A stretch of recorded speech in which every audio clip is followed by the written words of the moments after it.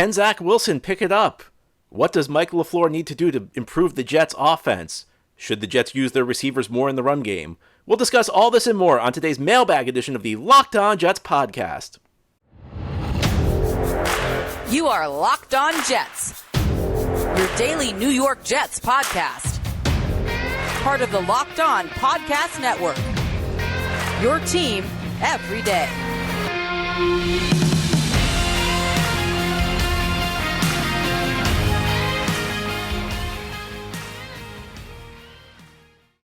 Welcome. This is the Locked On Jets podcast, part of the Locked On Podcast Network, your team every day. It's Wednesday, October 26th, 2022, and I'm your host, John B. from GangrenNation.com, thanking you for making the show your first listen or first watch every day. This podcast is free, and it's available on all platforms, including YouTube.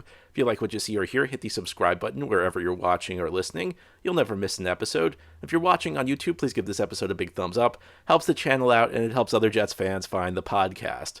Today we have our weekly mailbag show. Thanks to everybody who sent in questions. Each Wednesday we try and do a mailbag, and we will begin with a question from Vincent. John, I want to begin by saying I'm absolutely thrilled with the 5-2 start and finally being able to cheer for a competitive football team. It's so unfortunate that we will be without Hall and Vera Tucker for the rest of the year, but it looks like JD is on top of this with the recent acquisition of Robinson and the depth he's acquired on the offensive line. However, it is inevitable that at some point this season, the team will need to lean on the shoulders of the number 2 overall pick, Zach Wilson, and honestly, I'm not confident. Aside from one quarter, Wilson has looked horrific this year, continuing his poor play from last year and getting worse in some aspects of the game. I've watched every throw of his pro career, and the guy consistently threw behind receivers, was late on reads when receivers became open, escapes the pocket when the line does protect him, lacks situational awareness by throwing dangerous passes, and shows a complete inability to complete passes longer than 10 yards down the field. Even when he does complete a pass, it's usually underthrown or behind the receiver, thus preventing talented playmakers from gaining yards after catch the system is dependent on. If these things do not improve, which I honestly do not believe they will based on his play so far and the limited success he had in college, will Joe Douglas take a look at a replacement this offseason? Unfortunately, we cannot do much this year as Flacco is unable to move, but will Joe Douglas be able to make a critical judgment on Wilson, the number 2 overall pick, and bring in a new quarterback or at least some competition? It's a critical time for Wilson because the offense needs him, and it's only a matter of time that receivers will start to complain, similar to Moore. So Vincent's essentially asking here. Vincent's not impressed with Zach Wilson. He's asking, are the Jets going to move on this offseason? I don't think we can answer that question right now. I don't think Zach Wilson's been very good so far. You know, that game against Pittsburgh, and really, Vincent's fair. It was the fourth quarter against Pittsburgh. A great fourth quarter can bring forgiveness for a lot of sins early in the game, and that was a great fourth quarter.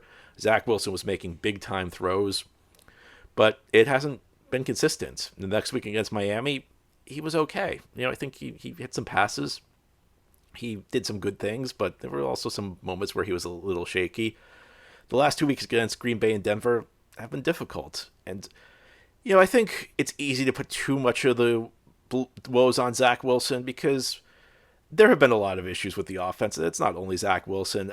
I think it's easy to blame the offensive line, but you have to remember the Jets have reshuffled this offensive line over and over. And I actually watched all of Zach Wilson's passes the last 3 weeks yesterday. I went back and reviewed the film for Miami, Green Bay, and Denver, so I was able to come up with a couple of trends even before I got this mailbag question. And one of the issues the Jets are having is it's really not bad line play as much as it's just a lack of chemistry. There was one play against Denver where Dwayne Brown, the Broncos essentially brought 2 blitzers from the outside.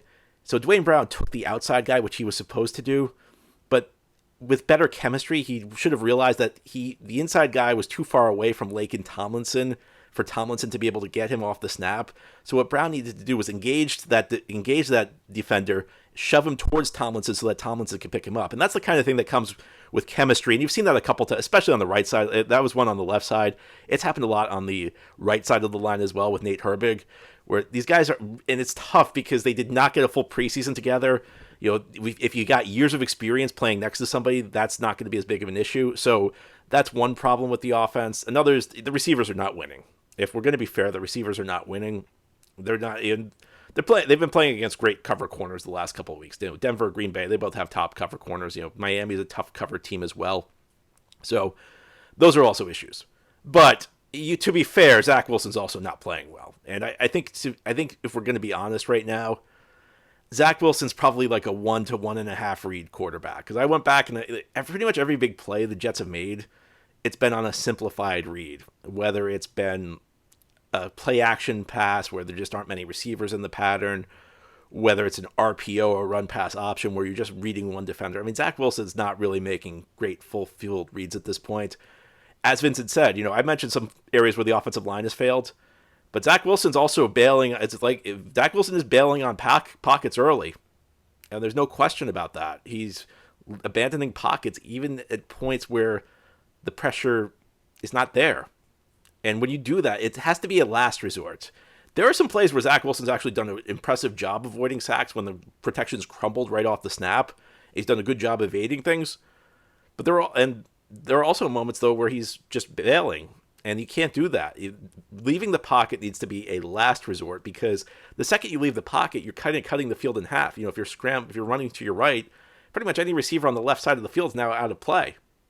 And there was one play where he rolled right and threw left, which was a really poor decision. It was a very ill-advised decision. And, while he's not making a ton of risky plays, I think relative to the upside of the passes, he's playing very conservatively.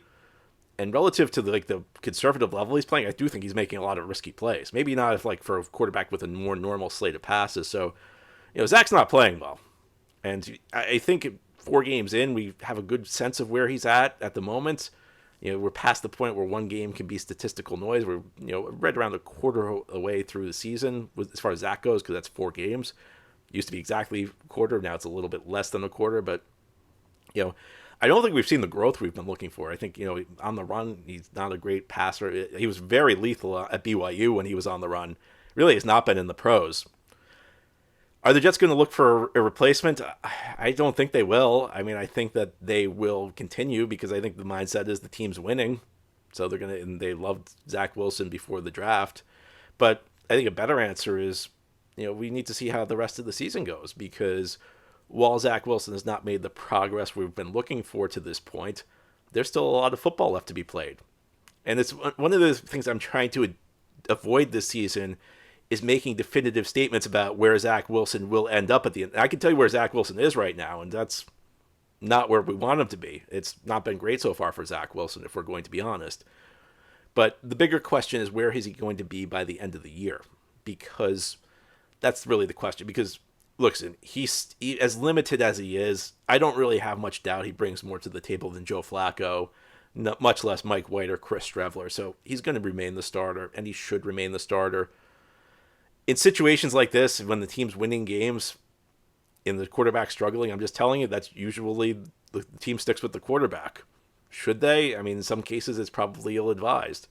I think we'll have a better sense of where Zach is by the end of the season. We'll be able to evaluate. But if the Jets keep winning games, I don't think they will. I think they'll just keep rolling. I think they'll hope they can develop him eventually. It'll be interesting to see. But I think, there's still a lot of football. There's still 10 games left to play. And, one hot month, if Zach Wilson starts to incrementally pick things up, he could be a very different quarterback by the end of the year.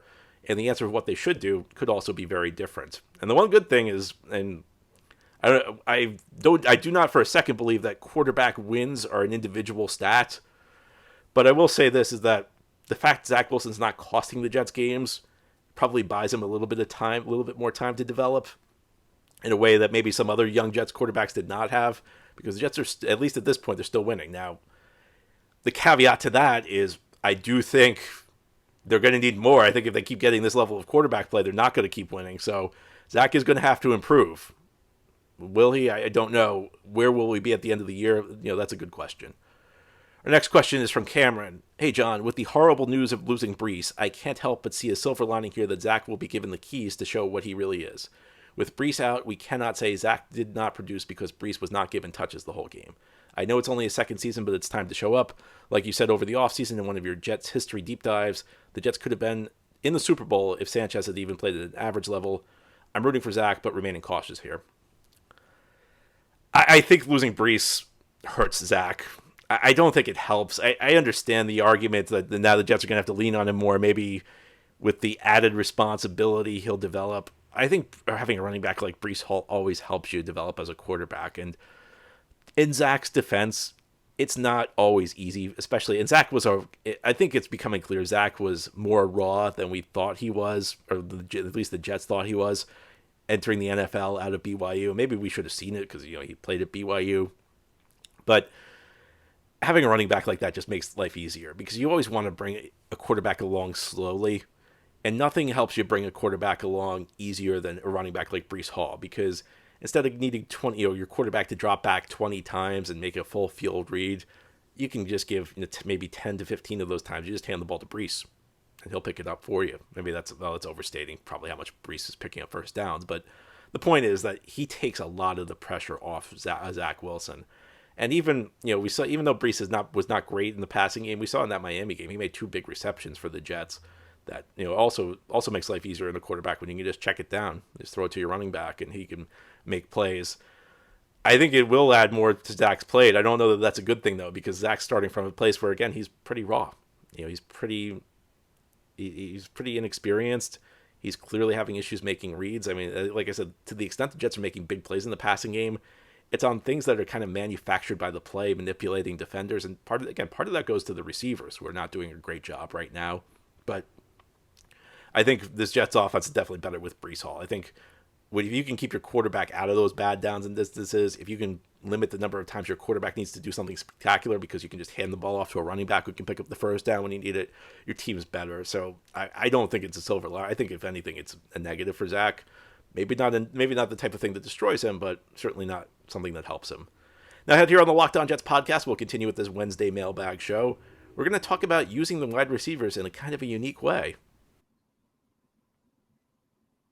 Jets are kind of lucky being in the NFL. When they have a running back go down like Breece Hall the other day, they can just make a trade for a back like James Robinson. Your small business is not so lucky, though, and that's why you need LinkedIn Jobs. These days, every potential hire can feel like a high-stakes wager for your small business, and you want to be 100% certain that you have access to the best qualified candidates. So check out LinkedIn Jobs. LinkedIn Jobs helps find the right people for your team faster and for free. You create a free job post on LinkedIn Jobs, then add your job and the purple hashtag hiring frame to your LinkedIn profile to spread the word that you're hiring. They have simple tools like screening questions to make it easy to focus on candidates with just the right skills and experience, so you can quickly prioritize who you'd like to interview and hire. This is why small businesses rate LinkedIn Jobs #1 in delivering quality hires versus leading competitors. LinkedIn Jobs helps you find the quality candidates you want to talk to faster. Post your job for free at linkedin.com/LockedOnNFL. Again, that's linkedin.com/LockedOnNFL to post your jobs for free. Terms and conditions apply. It's late October. You're starting to feel a little bit of the chill in the air, especially if you're in New York. Now, maybe if you're living in a warmer climate like Florida, it's not so bad. But whether you live in warm weather or cold weather, I know a lot of you just love to wear shorts, even in winter. It doesn't matter if it's in Florida or if it's 10 degrees in New York. Birddogs has the signature shorts with built-in liners. They are the most comfortable shorts in existence. Go to birddogs.com and enter promo code LOCKEDON. If you do that, they will throw in a free Birddogs rope hat. Again, that's birddogs.com, birddogs.com. Promo code LOCKEDON, one word with no space, LOCKEDON, and boom, a free Birddogs rope hat with your pair of Birddogs. The most comfortable shorts, pants, and sweatpants with built-in liners. You will not take these things off. Birddogs.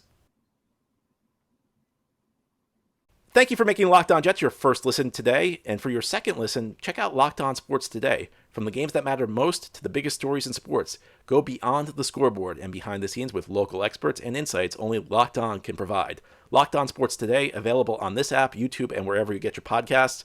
And be sure to check it out today, because I'm on Locked On Sports Today talking about the James Robinson trade. So if you can't get enough of me, Locked On Sports Today, where we talk James Robinson with Peter Bukowski. Today we're continuing our weekly mailbag. Our next question. John, trading for James Robinson was a solid move, and it complements Michael Carter very well, but we are not going to see the same totals we would get from a healthy Breece Hall and Carter. Do you see LaFleur using any of the wide receivers out of the backfield, similar to how Deebo Samuel was used in San Francisco, as a different way to get additional production out of the run game? I think it's possible here or there. I don't think they're going to use it as extensively as San Francisco used Deebo Samuel out of the backfield, but I think you could see receivers used a little bit more in the run game going forward. Here's a funny thing is I was looking through some Jets statistics. Braxton Berrios has been horrible on screen passes this year. He's done nothing on screens. He's just been they throw the ball out to him on wide receiver screens. He's done zero for the Jets, practically zero. However, he's been excellent on running plays where the Jets have gotten them the ball on kind of an end around or a jet sweep.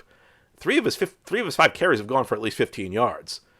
So you have to think of ways that what are you really missing with Breece Hall? What does James Robinson not replace that Breece Hall brings to the table? I said it yesterday. It's the home run ability. James Robinson's a quality back. He's going to be helpful in the receiving. He's going to be an upgrade in one aspect of the receiving game because he's a great pass protector.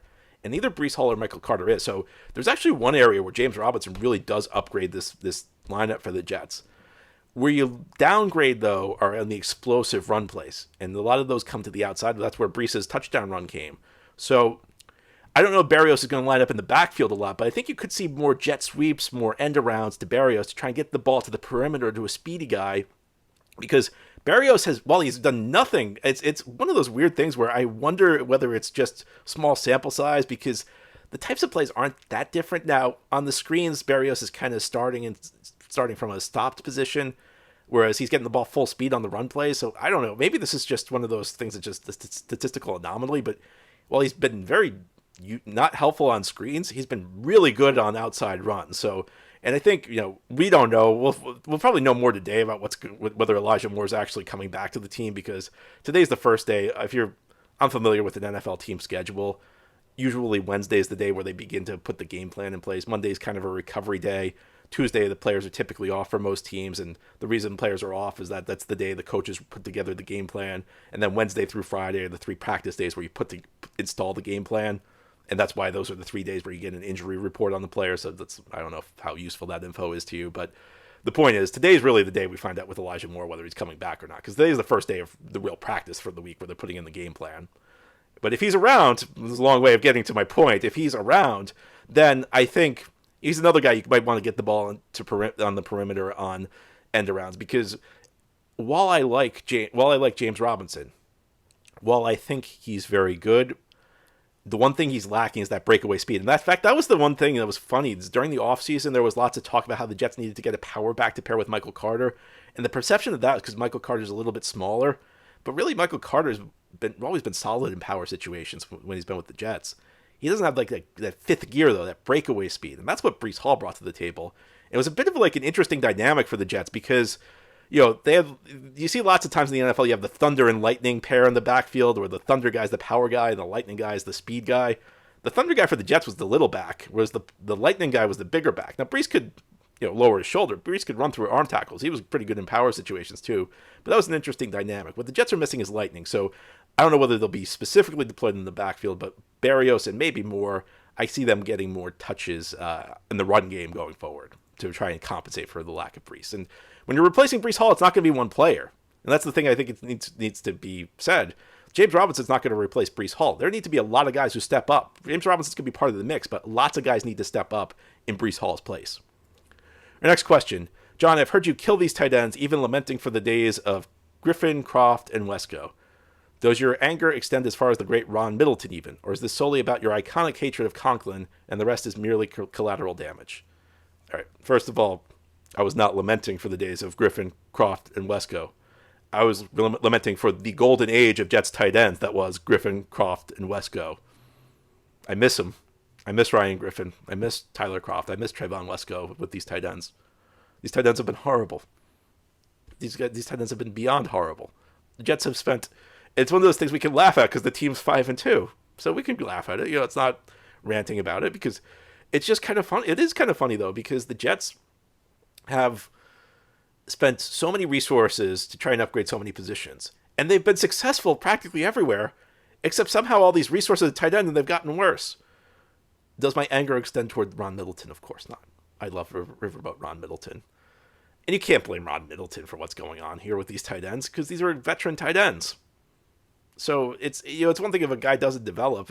Ron Middleton, the first decent tight end prospect Ron Middleton been handed is Jeremy Ruckert. So maybe we can judge Ron Middleton on Jeremy Ruckert a little bit in the years forward, but these are already established players. These guys who should know how to play. So Ron Middleton is still my guy. Let's be clear about that. I think Ron Middleton is excellent. So no problems with Ron Middleton. Next question, John. The Jets are averaging 75 penalty yards per game. They're the most penalized team in the NFL. How does this gets fixed? I feel like a lot of this is on the offensive line. Yeah, I think a lot of it's on the offensive line. Some of it's going to be fixed by, as I said, these guys playing together, getting a little bit more cohesion, experience playing together. That'll probably come into play, but a lot of it can be overstated. This is a surprising thing to me because I had this perception that, like, the great teams were disciplined. But you look back year by year in the NFL, there are lots of cases where some of the best teams in the NFL are among the most penalized. So I actually kind of question how significant penalty yardage really is. I don't know that it's really as big of a deal as we make it. Now, of course, there are moments where, like, a bad penalty costs you a play, costs you a drive, could even cost you a game. So I don't mean to dismiss it. And of course, I'd rather be less penalized than more penalized. But I just don't know that it's really as big of a deal as we make it out to be. And, I think there have been some suspect flags that have gone against the Jets this year. Maybe some better officiating. And maybe that comes with being a better team. I think the Jets, I'm about to contradict, I don't know if I want to say this because this contradicts what I just said, because I just said there are lots of good teams that are penalized frequently, but I feel like you get in situations where almost your reputation precedes you, and you don't get the benefit of the doubt calls when you aren't as good. And what was interesting, I thought on Sunday on the fourth down play when Sauce Gardner kind of grabbed Sutton, you could see even get a chunk of jersey. He did not get that flag, and that's almost to me like a sign officials are respecting Sauce Gardner, because I think of a lot of borderline calls. This happened with Revis all the time too. On borderline calls, if you're a great player, you get the benefit of the. I mean, how many times have we seen it? You've seen it. I don't need to tell you. You've watched Tom Brady for 2 decades in the AFC East get every borderline call imaginable out of respect from the officials. So maybe winning will help a little bit. Maybe as Jets have great players develop, maybe they'll start getting some borderline calls. But it's not something that's really as big of a deal as we make it out to be. Now, ahead here on the Locked On Jets podcast, we'll close out our weekly mailbag. We'll talk about Mike LaFleur. Everybody always wants to talk about the offensive coordinator. What can he do to help fix this offense? We'll discuss as we finish out this Wednesday mailbag.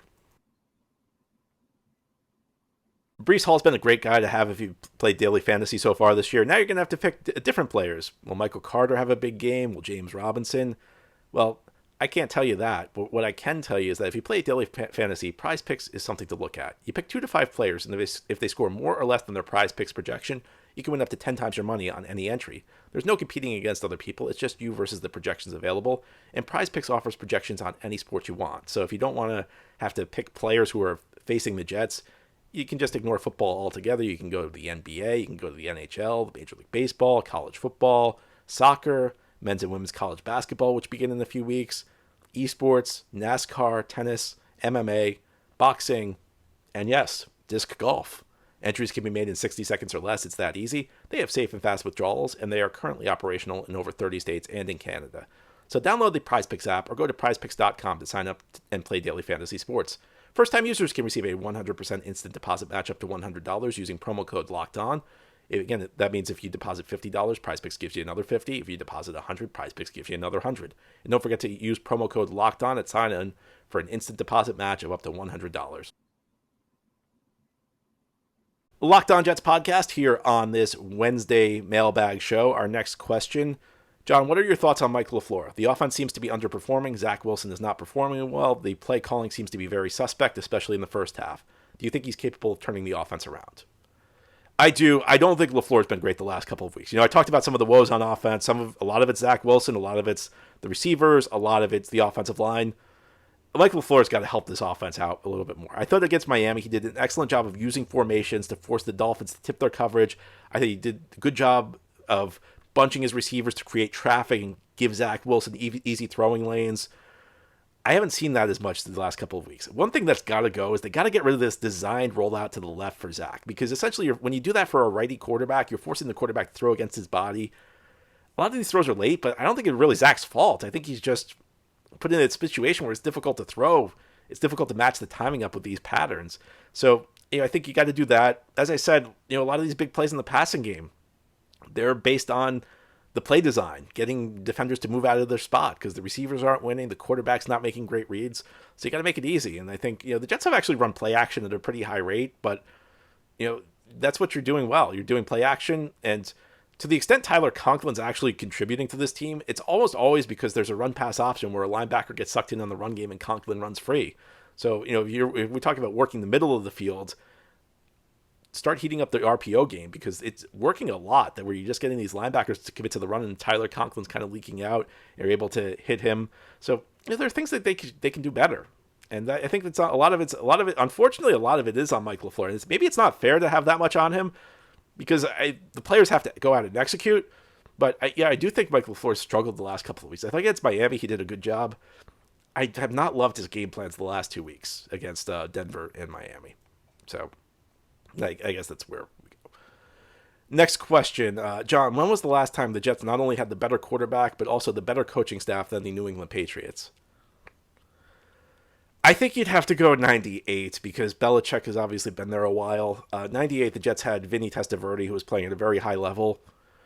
And you had Bill Parcells on the sideline. Now, New England had Pete Carroll and Drew Bledsoe.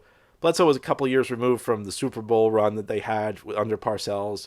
I know Pete Carroll went on to be a great coach, but Pete Carroll was not a great coach at that point. Pete Carroll really struggled with New England. He took a team that was a Super Bowl team. He inherited a team that had just gone to the Super Bowl and led them to a losing record within 3 years. So that was the point. And Parcells is a better coach than Carroll anyway. And Carroll became a great coach after he went to USC and after he went to the Seahawks. But early in his career, and that includes his time with the Jets, a very brief stint with the Jets as their head coach in '94, Pete Carroll was not a great coach at that point.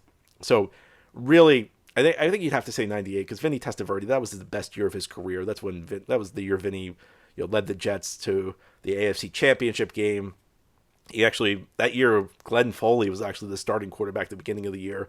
Jets got off to an 0-2 start, and Foley got injured. Vinny came in, and I believe they kind of had like a shuffle for a couple of weeks. But Vinny eventually took over the starting job, had a phenomenal year, and Parcells, that was one of the amazing turnarounds in NFL history in '98 because the Jets were 2 years removed from 1-15.